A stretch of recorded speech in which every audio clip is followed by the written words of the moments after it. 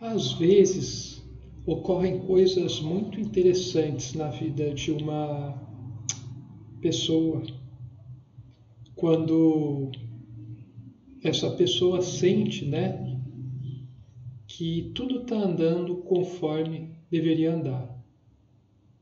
Quando isso ocorre, o momento é realmente muito, mas muito interessante, muito produtivo no verdadeiro sentido dessa palavra. Ele é substancialmente produtivo. Ele faz os seres envolvidos evoluírem, começarem a enxergar mais profundamente alguns aspectos. Às vezes, acontecem coisas muito interessantes quando eu estou em sala de aula. Isso ocorreu já, é mais frequente, apesar de raríssimo, né? É muito mais frequente ocorrer em sala de aula do que entre eu e pessoas, né? Pessoas do trabalho. Pasmem. Mas às vezes ocorrem esses momentos mágicos em que, depois de explicar toda a teoria, né, às vezes eu passo alguns exercícios na lousa e dou um tempo para os alunos irem resolvendo esses exercícios. Então é um momento em que geralmente os alunos ficam ou concentrados, ou conversando entre si, ou relaxam um pouco, saem para ir ao banheiro e depois voltam e por aí vai. E daí, às vezes sempre tem os alunos que estão sentados mais próximos, né, de mim. E geralmente eu reparo que as pessoas que se sentam mais próximos, né, nas minhas aulas, mais à frente, bem próximos a mim, são aquelas mais interessadas ou em capturar o conteúdo, né, ou um caso mais interessante, que mais do que o interesse em captar, né, assimilar o conteúdo, é se desenvolver, conseguir captar algo muito mais profundamente, através da minha presença. Então, nesse segundo caso de aluno, existe um início, né, já de afinidade espiritual, de alma para alma. No primeiro caso, você tem indivíduos muito bons, às vezes muito inteligentes, corretos, etc., mas que ainda não conseguiram despertar para determinados aspectos mais profundos da existência. Esse tipo de conversa às vezes surge com o segundo tipo de aluno, né? O aluno que senta próximo, né, da pessoa por afinidade. Talvez não só isso, né, mas existe um certo grau, né, de afinidade, de interesse em saber coisas que vão além do conteúdo sendo apresentado. E de vez em quando começo a conversar, né, os alunos começam a conversar e daí eu acabo entrando na conversa, né, meio que sendo chamado, e eu vou dando minhas contribuições, e daí chega momentos onde eu começo, né, a ir mais a fundo na questão que eles colocaram à mesa. E quando eu falo, né, quando eu vou desenvolvendo, eu percebo que eles começam a prestar muita atenção no que eu falo, como se mergulhasse nesse meu pensamento que eu tento colocar em forma de palavras, né? Usando, às vezes, metáforas para ser compreendido. O mais curioso é que Eu vou relatar aqui um caso que ocorreu quando eu dei aula na terça para uma turma. Eu começo a conversar a respeito de um assunto, né? A gente estava numa roda, assim, num grupo de 4 ou 5, né? Tinha eu, mais uns 4 alunos, 3 ou 4 prestando atenção, né? Realmente compenetrados naquilo que estava sendo discutido naquele momento. O objeto de conversa era os tipos de avaliação, né? A forma de avaliar, qual seria a melhor, sistema educacional, qual a função do sistema educacional e por aí vai.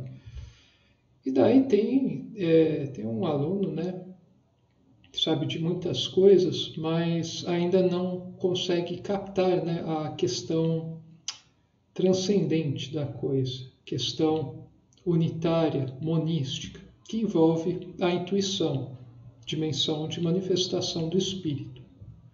E daí eu comecei, né, a ir além daquilo que o senso comum, né, que pessoas esclarecidas julgam ser o adequado. Então, estava sendo dito, né, a respeito de que uma avaliação ideal seria aquele que habilita o aluno a se encaixar perfeitamente no mercado de trabalho, prepara ele perfeitamente para ser um instrumento, né, muito eficiente no mercado de trabalho dinâmico. Dinâmico em termos superficiais, diga-se de passagem, jamais em termos substanciais. E daí eu concordei, né, que isso é sem dúvida importante, mas isso é instrução na melhor das hipóteses. Isso é importante você fazer com que um aluno pense mais a fundo a respeito do conteúdo, né? Não queira ver se a resposta bate ou não, mas também queira falar o que você mudou aqui para chegar a isso. Será que esse método é válido? Existem outras maneiras? Qual o significado se eu alterar esses parâmetros? Por aí vai. Então, se a gente pode ir bem a fundo nisso, daí a gente vai ter um profissional realmente competente, falando de engenharia aqui, no caso. Mas, ainda assim, se faltar o fator humano, que no fundo é o fator que diz respeito à manifestação do espírito na pessoa, que acaba conduzindo adequadamente e eficientemente a razão dela, se falta esse fator, a gente pode redundar em catástrofes. Eu comecei a dissertar sobre isso, explicar o porquê a educação, né? Nunca teremos verdadeira educação, nós nunca resolveremos os problemas da humanidade se a gente só ficar, no máximo, nesse nível de fazer uma instrução ótima. Eu comecei a falar, né, que o sistema educacional ele é refém do sistema econômico, enquanto que o sistema educacional deveria estar influenciando a forma, o sistema econômico, mudando paradigmas, e não servindo docilmente como um cãozinho, né, o sistema econômico, sem jamais se questionar. Então isso a gente não tem hoje em dia. A educação é um subsistema da economia que está presa numa visão de mundo apodrecida, já em decomposição. Não à toa a gente está indo rumo a uma catástrofe. Independentemente do que a gente faça agora, a gente vai ter colapso civilizacional. E o sistema educacional deveria ter a função de esclarecer as pessoas a respeito disso e, usando as ferramentas que temos, os métodos, transcender tudo isso, superar e começar a servir, né, como algo que está alinhado realmente às forças da vida. O que, em outras palavras, poderíamos dizer a lei de Deus. Imprimindo, né, uma certa reorientação na cultura humana, que vai influenciar o sistema econômico, que vai acabar voltando, né, para a educação. Então, essa seria a função. Então, eu fiquei falando sobre isso, né? Foi desenvolvendo esse pensamento. Eu reparo, né, enquanto eu falava, esses 3 ou 4 alunos estavam profundamente compenetrados no que eu estava dizendo, meio que vendo, né, meio que dizendo para mim, com um olhar: veja, realmente isso é extremamente importante. Eu preciso compreender isso. Isso é o que eu lia nos olhares desses alunos. O mais curioso é que daí, às vezes isso ocorre. Eu estou falando, né, desenvolvendo uma ideia, às vezes eu me demoro por uns 3, 4, 5 minutos falando direto, né, antes do outro falar. E à medida que eu ia fazendo isso, eu fui percebendo, né, sempre tem um barulho no fundo da sala, tem um pessoal falando ali no outro lado, um pouco baixo, preocupados com outras coisas, né? Eu reparei que começou a ficar tudo silencioso e à medida que eu falava, né, eu consegui ir reparando o que vai acontecendo, eu fui notando que estava todo mundo, de repente a sala estava quieta e estavam todos os alunos, né, tinha uns 20, 18 de sala de aula, e esses 3, 4 que estavam à frente, se somam mais 15, 14 que estavam prestando atenção no que eu falava. Então, de repente, eu sem passar conteúdo, né, sem chamar atenção para o que eu estava falando, que era uma conversa entre eu e 1 ou 2 ou 3, sem isso, né, sem nenhuma imposição, sem nenhuma necessidade, de repente a sala ficou totalmente concentrada por alguns instantes no que eu estava falando. E eu estava falando baixo, né? Apenas para as pessoas próximas, a 1, 2 metros de distância. E você percebe, né, que existe um esforço grande, então, por parte do outro que está distante em tentar se sintonizar, né, e escutar fisicamente o que está sendo dito lá na frente, que não está relacionado ao conteúdo da disciplina. Nesses momentos, dura pouco. Não aconteceu apenas essa vez, já aconteceu algumas vezes, né? 4 ou 5 vezes ao longo dos últimos 2 anos, talvez. Esse é um fenômeno que eu reparo que é muito interessante, porque me faz perceber que existe alguma coisa muito profunda em todas as criaturas, todos os seres humanos, que raramente ou nunca é despertada, e as pessoas, é como se todos os furos se alinhassem de vez em quando, né? É como a passagem de um cometa, é raríssimo, é tão raro quanto é impressionante. Impressionante por ser raro. E eu reparo, né, que isso é uma certa tentativa de compreender coisas incompreensíveis, né, que parecem não fazer parte da realidade da pessoa. Então são momentos realmente mágicos assim, porque você consegue ter uma sintonização completa, fazer todas as atenções convergirem para o que você está expondo. E eu acredito que aí eles vejam que está sendo manifestado um aspecto do infinito através de um canal finito. Usando o linguajar do Huberto Roden, né? Então, você tem um canal finito que conseguiu se alinhar o máximo possível a essa fonte infinita e está transmitindo, né? Fazendo o esforço de transmitir isso, de forma totalmente descompromissada.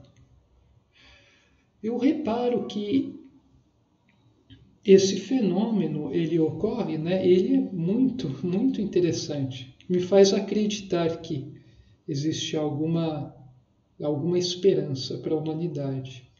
Infelizmente, esse fenômeno, né, é muito raro. É muito, muito difícil de ocorrer.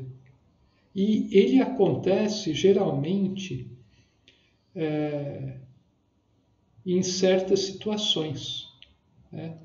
Em situações onde eu, por exemplo, eu não estou obrigado a passar o conteúdo, é um tempo livre. Daí surge a conversa, eu pego a bola e eu puxo a bola até o máximo possível, né? E isso é uma coisa muito interessante, porque é sinal de que as pessoas começam a perceber o que realmente tem valor. E o mais curioso é que eu percebo isso ocorre em sala de aula, de vez em quando. Isso é muito mais difícil de ocorrer quando eu estou em outros ambientes, falando com pessoas equivalentes, né, a mim. Pessoas da instituição, servidores, né? É muito mais interessante reparar como esses momentos conseguem ser gerados, né? Esse ambiente, essa egrégora se cria, e mesmo que dure poucos minutos, ela é criada, né? E se sustenta por um tempo. É engraçado reparar como isso é mais fácil, né, de ser produzido em sala de aula, quando eu estou com alunos, né, do que quando eu estou entre iguais, né? Iguais, assim, em termos mundanos, né? Entre docentes, né? Entre pessoas de mesmo nível, né? Onde eu não tenho certa autoridade, né? Onde qualquer tipo de exercício, né?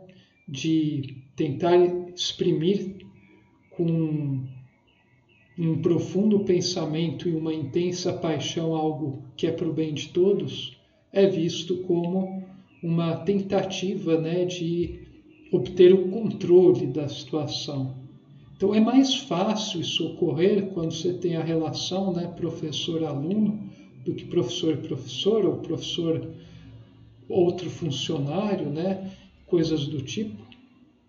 Talvez porque em sala de aula, né, o professor tem uma certa autoridade, né, então ele consegue fazer isso, né? E o aluno, percebendo também que existe essa questão, se vê mais aberto. Mas não basta simplesmente essa questão, você precisa também que essas pessoas sejam conscientes, né? E não era para ser assim, era para ser, e esses momentos, essa egrégora, eram coisas que deveriam estar ocorrendo a todo momento, em vários locais, de várias maneiras, entre as pessoas. E as pessoas deveriam ter tempo para isso, né? É preciso ter uma certa disponibilidade, né, de tempo, uma condição favorável para você conseguir começar a perceber as coisas. Então, eu acho isso eu vejo isso como uma coisa mais interessante, uma das coisas mais interessantes, né, importantes e maravilhosas que a gente tem. É um fenômeno realmente único, né? Tão singular que a gente pode aproximar ele da classificação de milagre. E isso, infelizmente, né, poucas pessoas conseguem perceber isso quando está ocorrendo, né? Eu percebo, né, eu tenho essa percepção E eu enxergo essas coisas. Então, isso é uma prova cabal de que o que eu estou fazendo aqui em vida, né, tentando com todas as minhas forças, né, fazer, é o caminho certo, é o meu caminho certo. E enquanto os outros não encontrarem os seus caminhos certos, né, cada um tem apenas um, né, caminho certo, dentre as centenas de caminhos, apenas um leva à saída desse labirinto que sufoca cada vez mais o ser humano. Enquanto as pessoas não encontrarem esse caminho delas, elas vão continuar sofrendo, elas vão continuar em conflito, elas vão continuar culpando os outros, elas vão continuar querendo fugir da realidade, elas vão querer continuar ignorando, sabotando, gozando excessivamente, maldizendo a dor, tentando gerenciar a dor e jogar para outros lados, por baixo dos tapetes, para que ninguém veja, e querendo continuar parecendo ser algo que elas não são. Então é preciso que isso mude. Então, de uma maneira um pouco mais aplicável, né, mais próxima ao mundo real, eu busquei explicar isso para eles, enquanto eu falava, e foi surgindo essa convergência de atenção da sala de aula em minha pessoa. Eu fui percebendo isso e eu fiquei realmente impressionado, porque são coisas raras de acontecer. E isso é o que faz valer a pena estar em sala de aula. Então, isso é o que eu gostaria que fosse a todo momento e permanentemente nas salas de aula. Aí, do resto, daí, consequentemente, esperaria que espalhasse daí para fora também, né? Transbordasse. Seria muito interessante uma humanidade que estivesse sintonizada com a essência da realidade fenomênica, para que ela pudesse conduzir as múltiplas e infindáveis formas manifestas de uma maneira verdadeiramente construtiva, coerente, coesa e harmônica. Enquanto isso não for feito, enquanto as pessoas não chegarem na raiz da coisa, não vai ter solução. Vamos ter pseudo-soluções, coisas que resolvem por um curto período de tempo, mas depois acabam trazendo um preço de mais dores, mais problemas, mais complicações. Sempre que você tem um problema e você quer resolver ele imediatamente, você consegue, o intelecto faz isso muito bem. Mas você paga o preço de daí estar gerando outros problemas, né? Assim que você soluciona rapidamente, né, na superfície esses problemas, você já aciona uma série de mecanismos que começam a se desenvolver ao longo do tempo e daí vão pipocar como outros problemas, só que eles vão ser mais numerosos, mais difíceis de lidar e mais intensos. Essa é a história da humanidade, né? Especialmente nas últimas décadas. A gente vem fazendo assim, e de forma cada vez mais intensa, cada vez mais acelerada.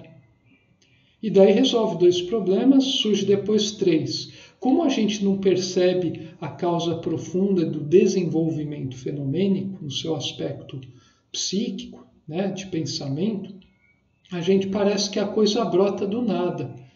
E daí a gente resolve, de novo, no nível da razão. Daí, como a gente resolveu rápido e não efetivamente, a gente já preparou automaticamente sem perceber, porque a razão, né, não consegue perceber coisas profundas, outros 8 problemas que daí pipocam, A gente acha uma miséria, uma desgraça, se mobiliza o intelecto, tampa os 8, daí eles começam a desenvolver, sei lá, 20, daí mais para frente vai pipocando esses 20 de outras maneiras, em outros ritmos, em tempos inesperados, em locais que não se imagina. E daí a gente continua, né, aplicando o mesmo método do imediatismo, resolver na hora, sempre no curto prazo. E esse método intelectual, né, ele é limitado, né, porque ele é preso a questões de tempo, de matéria, de energia, de recursos. E então vai chegar uma hora que a gente não vai conseguir mais. Nós não iremos conseguir mais dar conta de resolver, através da nossa consciência racional analítica, os tipos de problema que ela mesma acaba gerando. Ela resolve e gera em contrapartida. Quer dizer, coisa mais grave. Então a gente está numa espiral, né? Ou a gente estaria numa exponencial, onde a gente está tentando manter o passo de uma coisa que vai ser impossível manter o passo. A gente está tentando atingir o infinito materialmente, enquanto a gente devia atingir esse infinito espiritualmente, consciencialmente. Porque a matéria, o atributo, né, do mundo físico, da matéria, mesmo da energia, é a sua finitude, é os seus limites, existem limites. Já o espírito, né, a consciência, o atributo principal é a infinitude. Você não depende de um agregado de coisas para continuar crescendo, né? O conhecimento já é um exemplo disso, né? Eu compartilho meu conhecimento, ele não fica pela metade, ele dobra. Quanto mais eu divido, mais eu multiplico. Parece um paradoxo, mas no universo qualitativo do espírito, do pensamento puro, é assim que funciona. No universo materialista, né, físico, energético, mesmo orgânico, né, do intelectualismo, vigora sempre essa escassez, essa carência. Eu divido a coisa, né, compartilho, eu tenho menos, eu empobreço. Isso é muito importante. Isso deveria ser ensinado em qualquer curso, em faculdade, universidade, mesmo nas escolas, ensino básico. Isso deveria ser roda de conversa entre pessoas. Isso deveria ser assuntos em famílias. Isso deveria estar no círculo de todos os profissionais, de qualquer empresa, no círculo de administradores, políticos, e por aí vai. Círculos científicos, né, da academia, filosóficos, círculos artísticos. Isso deveria permear tudo. Porque com isso, a pessoa começa a se conduzir de forma orientada no seu saber, na sua profissão, na sua vida pessoal, profissional. A pessoa começa a realmente crescer. Ela começa a compreender qual é a mecânica de funcionamento profunda do universo e também de sua vida. Então essa é a trajetória, ela começa a observar essa trajetória típica dos diversos movimentos dos vários fenômenos.